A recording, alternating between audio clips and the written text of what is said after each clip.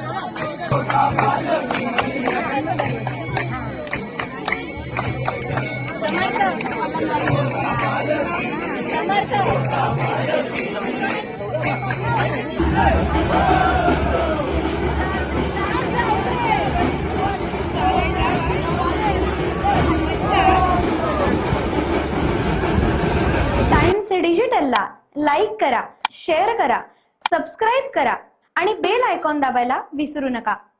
Times digital.